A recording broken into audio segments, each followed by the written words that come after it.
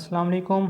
मैं हूं मोहम्मद मोहसिन और आप देख रहे हैं हमारा यूट्यूब चैनल फैमिली डॉक्टर। जी दोस्तों, आज मैं आपको बताऊंगा क्विंच क्रीम के बारे में। ख़वातीन व हज़रात, ये क्रीम अपने रिज़ल्ट के हवाले से और अपने असरात के हवाले से बहुत बेहतरीन क्रीम समझी जाती है। अगर मैं क्विंच क्रीम की कंपोजिशन के बारे में आपको बताऊं तो इसकी कंपोजिशन है सिल्वर सल्फर डायज़ीन। ख़वातीन व हज़रात, ये बहुत ही अच्छी टॉपिकल एंटी बैक्टीरियल क्रीम है जले हुए मरीज़ों के लिए।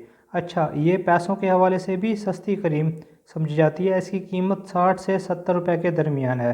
मैं इसकी तफसील यानी डिटेल में जाने से पहले एक अहम बात आपको बता दूं, जो कि इस क्रीम के ऊपर भी वाज़ेह लिखा हुआ होता है कि इस क्रीम को आँखों में या आँखों के इर्द गिर्द बिल्कुल इस्तेमाल मत करें।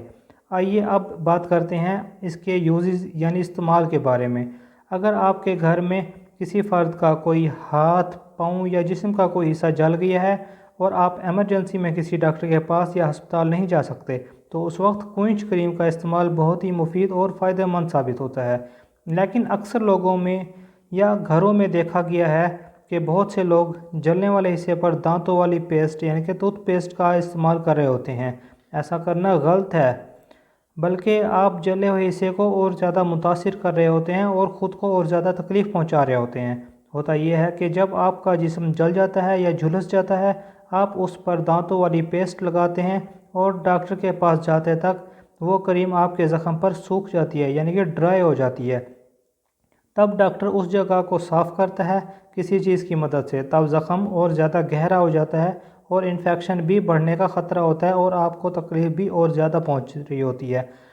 पेस्ट लगाने से बेहतर है कि आप उस जगह पर बर्फ़ का टुकड़ा फेर रहें, ताकि उस जगह को तकलीफ़ का एहसास कम होगा और आपका दर्द और जलन कम हो जाएगी।